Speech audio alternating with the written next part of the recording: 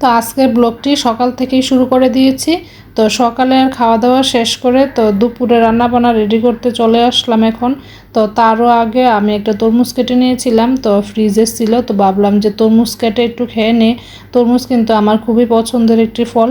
তারপরে আমি চলে আসলাম এখানে, গতকালকে কিছু পাস্তা নিয়ে আসছিলাম, তো 2 প্যাকেট আলাদা আলাদা। তো এখন ভাবলাম যে পাস্তাগুলো রান্না করার সময় যেহেতু মিক্স করেই রান্না করব, তো এখনই মিক্স করে রেখে দিয়ে একটা কন্টেইনারে, প্যাকেট থেকে খুলে রান্না করতে তো একটু সমস্যা, তো ভাবলাম যে একটা কন্টেইনারে রেখে দিই, যেহেতু অনেকগুলা, তো কন্টেইনার থেকে অল্প অল্প নিয়ে রান্না করতে পারবো। তো এই যে আমি একটা কন্টেইনারে নিয়ে নিচ্ছি, তো এইভাবে রেখে দিলে অনেক দিন পর্যন্ত ভালো থাকবে। প্যাকেটের মধ্যে রাখার থেকে এভাবে কন্টেনারে রাখলে বেশি ভালো হবে। হ্যালো এভরিওয়ান, আসসালামু আলাইকুম, welcome to my another new blog. পাস্তাগুলো গুছিয়ে রাখার পর তো এখানে আমি কিছু মশলা ভাঙিয়ে এনেছিলাম। তো এখানে হচ্ছে মরিচের গুঁড়া। তো আমি তো সবসময় মরিচের গুঁড়া বা অন্যান্য মশলা তো কিনে তারপরে ভাঙিয়ে এনে খাই। তো 1 বছরের জন্য একবারই ভাঙিয়ে নিয়ে আসি। তো এই যে এবার মরিচের গুঁড়া ভাঙিয়ে নিয়ে আসলাম, তো অন্যান্য মশলা আছে, তো এই জন্য শুধু মরিচের গুঁড়াটাই করে নিয়ে আসলাম। আর মরিচের কালারটা দেখছেন কতটা সুন্দর, খুবই সুন্দর হয়েছে কালারটা। সব সময় কিন্তু এত সুন্দর কালার হয় না মরিচের। তো এবারে মরিচটা খুবই সুন্দর ছিল, ভালো ছিল, যার কারণে কালারটাও খুবই সুন্দর এসেছে। মরিচের গুঁড়া আমি কন্টেনারে রেখে দিয়েছি। তো এখান থেকে অল্প অল্প করে রান্না করব। তো এখন আমি দুপুরে রান্না করতে চলে আসলাম। তো আমি আজকে কাঁচকলা রান্না করব আর হচ্ছে বরবটি রান্না করব।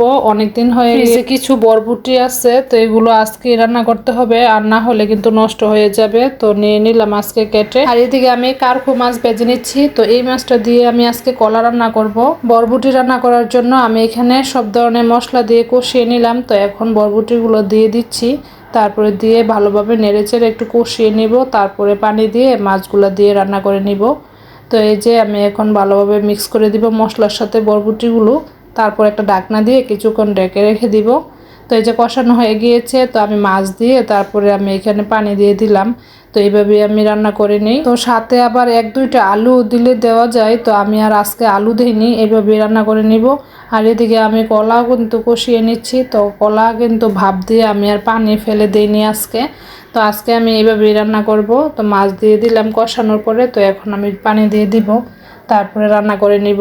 দুপুরে রান্না বান্না শেষ করে তো আমি একটু বাঙ্গি কেটে নিয়েছি, তো বাঙ্গি দিয়ে জুস বানাবো। তো আমি সাথে অল্প একটু চিনিও দিয়ে দিয়েছি। তো এখন আমি ব্লেন্ডারে জারে দিয়ে আমি একটু ব্লেন্ড করে নিব। তো এইভাবে তো একদম খুবই সহজে জুস কিন্তু বানানো যায়, আর আমার কাছে বাঙ্গির জুসটা খুবই ভালো লাগে খেতে। তো এই যে আমি কিন্তু জুস বানিয়ে নিয়েছি। তো এখন আমি একটা জগে করে নিয়ে নিয়েছি, ফ্রিজে কিছুক্ষণ রেখে তারপরে খেয়ে নিব। তো এখন হচ্ছে বিকেলবেলা একটু ছাদে গেলাম, ছাদে কিছু কাপড় দেওয়া আছে, শুকাতে দেওয়া আছে আর কি, তো এগুলো আনতে হবে। তো এই জন্য আমি চলে গেলাম ছাদে, একটু ঘোরাঘুরিও করছিলাম। আর এমনি তো কাপড় চোপড় ছাদে না দিলে ছাদে তেমন একটা যাওয়া হয় না, আর সময়ও পাওয়া যায় না। তো এই জন্য আজকে আবার একটু গেলাম বিকেলবেলা। তো ছাদে যেহেতু পুদিনা গাছ আছে, তো গাছগুলো একটু দেখে আসলাম। আর এই যে দেখেন কতটা সুন্দর হয়েছে, একদম ভরে গিয়েছে পাতায় টপটা, আর খুবই ভালো লাগছিল। আর এত সুন্দর গ্রান, আর মনে হচ্ছিল এই তো সেদিন গাছগুলো লাগানো হয়েছে, আর এত অল্প দিনের মধ্যে এত সুন্দর পাতাগুলো বের হয়েছে, কি যে ভালো লাগছিল। তো আমি কাপড় চোপড় নিয়ে কিন্তু বাসায় চলে আসলাম।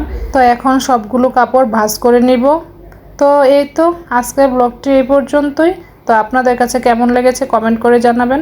তো সবাই ভালো থাকবেন, সুস্থ থাকবেন, আর আমার পেজের সাথেই থাকবেন। আল্লাহ হাফেজ।